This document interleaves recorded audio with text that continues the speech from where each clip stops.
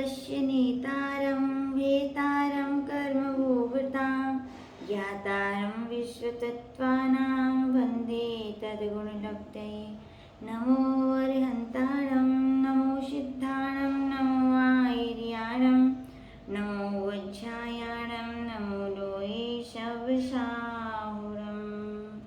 योली अनंतानंद सिद्ध परमेष्टि भगवान की देवादेव श्री आदिनाथ भगवान की परम पूज्य आचार्य श्री स्वार श्री उमा स्वामी जी महामुनिराज की परम पूज्य गुरुनाम गुरुदेव आचार्य श्री स्वार श्री विमल सागर जी महामुनिराज की परम पूज्य गुरुनाम गुरुदेव आचार्य श्री स्वार श्री सन्मति सागर जी महामुनिराज की परम पूज्य बुंदेलखंड के प्रथमाचार्य गणाचार्य गुरुदेव श्री विराग सागर जी महामुनिराज की उत्तम आर्य धर्म की जय। माता जी की जय।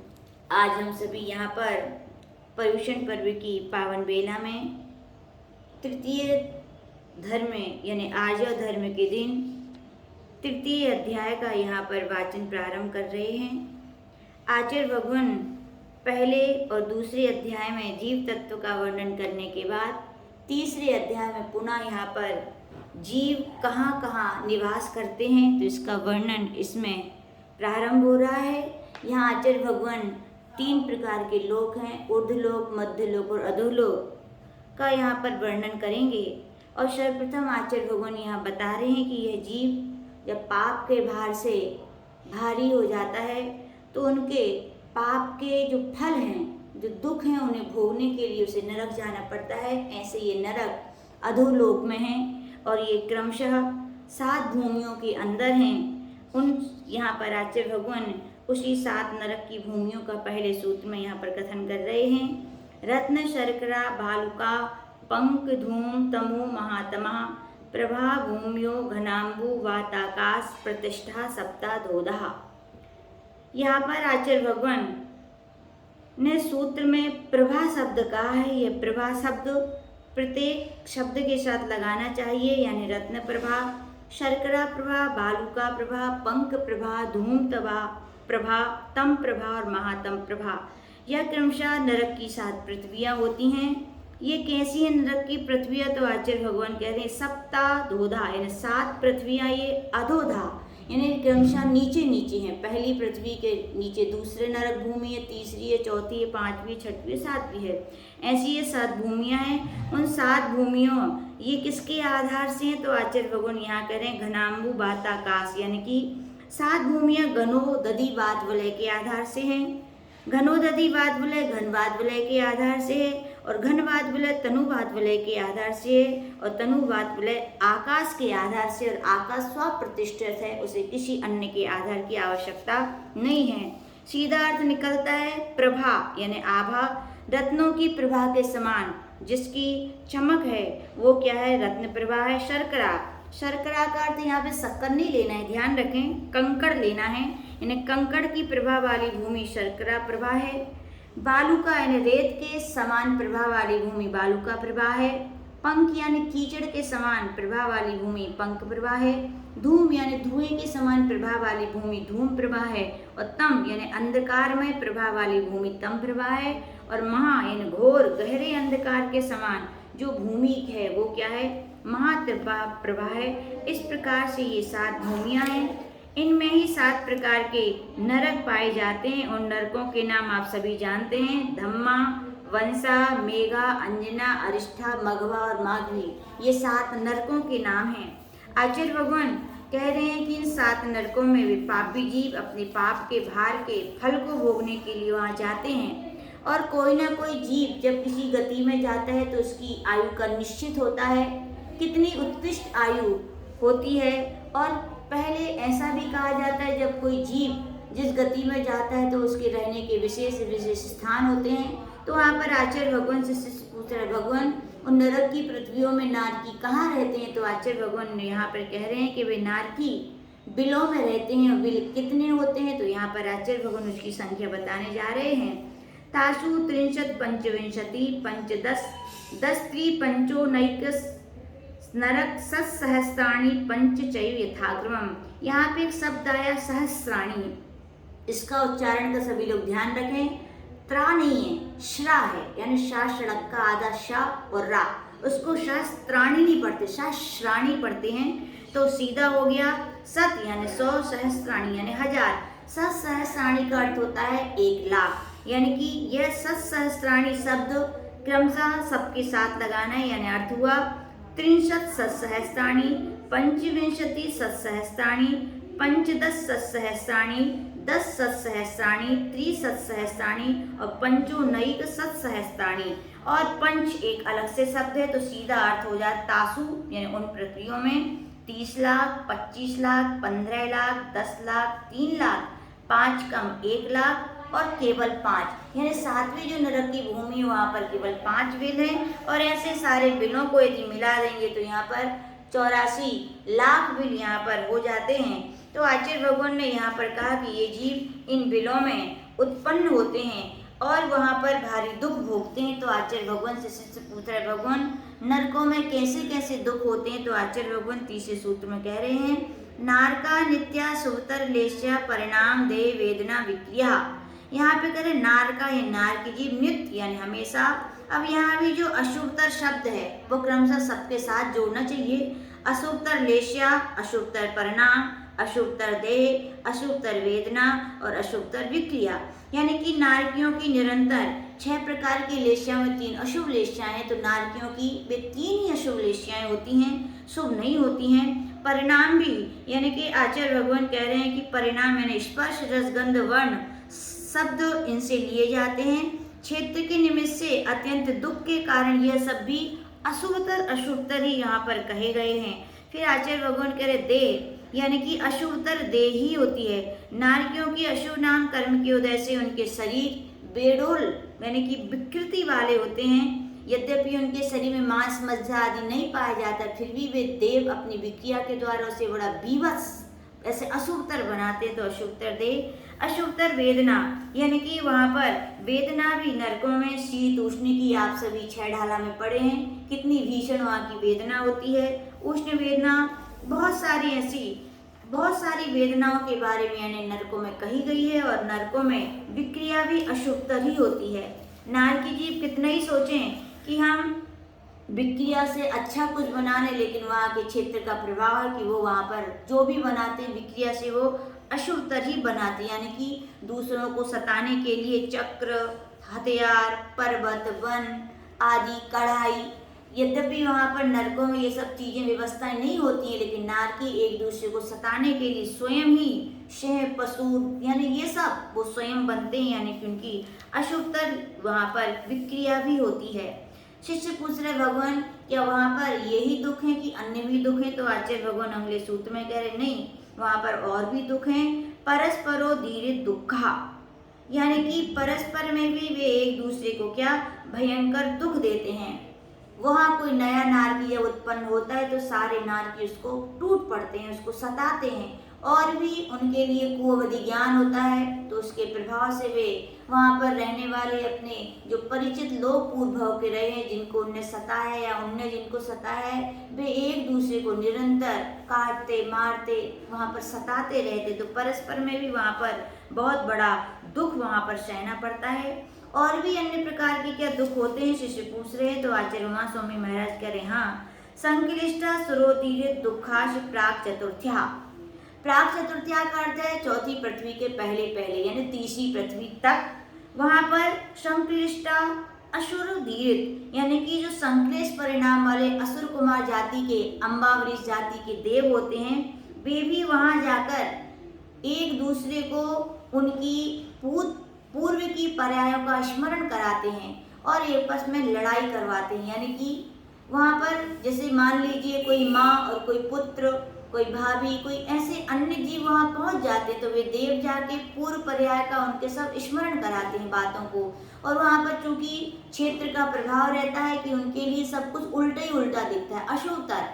वो उनके एक देव जाता है और यहाँ पे स्मरण कराता है, देखो वो तुम्हारी पूर्व की माँ है, जब तुम छोटे थे तो क्या करती थी, तुम्हारी आँख फोड़ रही है। लेकिन यद्यपि वहाँ पे आँख माँ नहीं फोड़ रही थी, वो तुम्हें काजल लगा रही थी। लेकिन असुर कुमार जाति के देव ऐसा उनके लिए भड़काते हैं कि उनका क्रोध उत्पन्न हो जाता है, वे लड़ने के लिए तैयार हो जाते हैं। यहाँ पुत्र के पास आता है तो ऐसी समझाते हैं, देखो वो तुम्हारी माँ तुम्हारे यानी माँ के पास जाता है कि वो तुम्हारी माँ देखो पुत्र तुम्हारा कैसा है, ये वही पुत्र है जिसको तुमने 9 महीने तक पाला पोसा, उदर में रहकर रख कर के बहुत बड़ा दर्द सहा, और ये पुत्र उत्पन्न हुआ तो तुम्हें पैर मार रहा है, तुम्हें परेशान कर रहा है। तो ऐसे विपरीत विपरीत बातों को वो स्मरण करा के आपस में क्या झगड़ा कराते। पूज्य गुरुदेव कहते हैं जरूरी नहीं है कि वे देव गति के हैं, आज भी कोई व्यक्ति यदि ऐसा काम करते हैं आपस में लड़ाने का, अपने यहाँ कहा जाता है नारद की तरह बिना माचिस के आग लगाना जिसको कहते हैं, इसको चुगली भी कहते हैं, इधर की बात उधर उधर की बात करते हैं, आपस में लड़ाई करवा के आनंद मनाते, ऐसे लोग ही असुर कुमार जाति के देव बनते हैं और आपस में ऐसा काम करवाते हैं। ऐसे दुखों का वर्णन करने के बाद शिष्य पूछ रहा है भगवान इन नारकों में जो जीव पहुंच जाते हैं तो कितनी जल्दी वहां से वापस लौटना होता है, ज्यादा से ज्यादा कितना रुकना होता है। तो आचार्य भगवान कह रहे हैं उन नारकियों की वहां पर उत्कृष्ट आयु का कथन कर रहे हैं कि 23 त्रिसप्तदश सप्तदश द्वाविंशति त्रयस्त्रिंशत् सागरोपमा सत्वानाम परा स्थिति तेषु यानी उन नरकों में सत्वानाम यानी नारकी जीवों के, परा स्थिति यानी उत्कृष्ट स्थिति, यहाँ पर भी एक शब्द आया सागरोपम, उसके लिए भी 63 सागरोपम यानी कि आचार्य भगवान कह रहे हैं सागरोपम को भी सबके साथ जोड़ना है।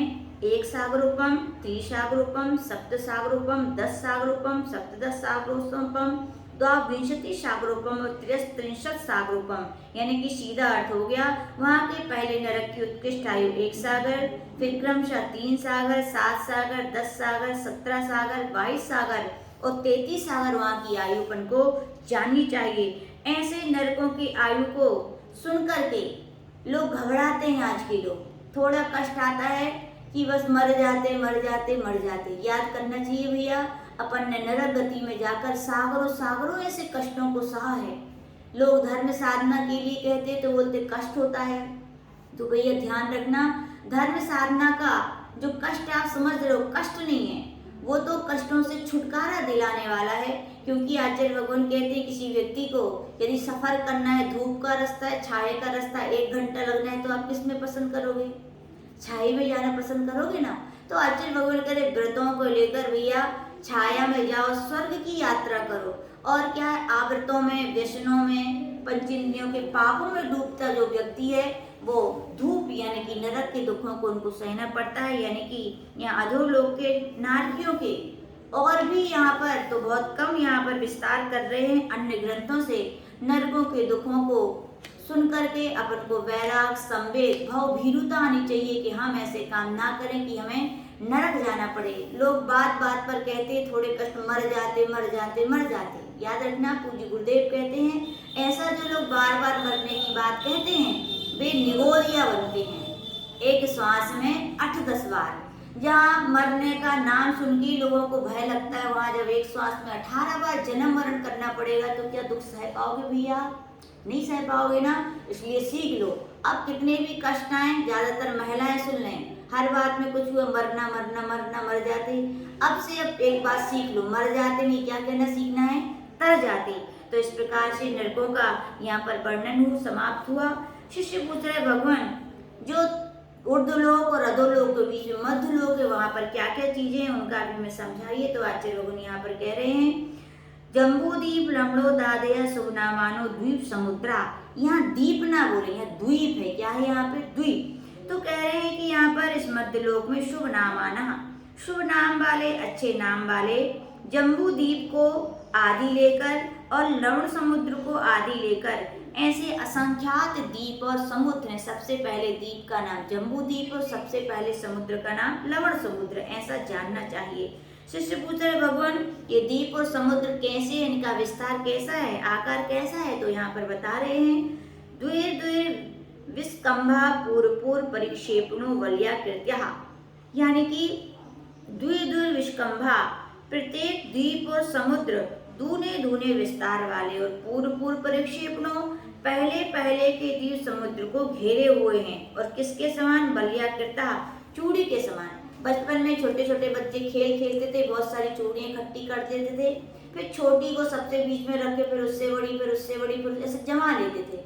ऐसे समझिए द्वीप और समुद्रों का आकार है, सबसे बीच में जम्बू द्वीप है उसको घेरे हुए, फिर कौन है, लवण समुद्र है, फिर उसको घेरे हुए दूसरा, फिर समुद्र, ऐसे। और ये एक द्वीप से समुद्र का विस्तार दूना है, वैसे समुद्र से अगले द्वीप का विस्तार दूना, ऐसे असंख्यात द्वीप और समुद्र दूरे दूरे विस्तार के मन को समझना चाहिए। शिष्य पूछ रहे भगवान पहला द्वीप जम्बू द्वीप है, उसका आकार और विस्तार कितना है, तो बता रहे हैं यहाँ पर तन्मध्ये मेरु नाभिर्वृत्तो योजन सहस्र विस्कंभो जम्बू द्वीपा।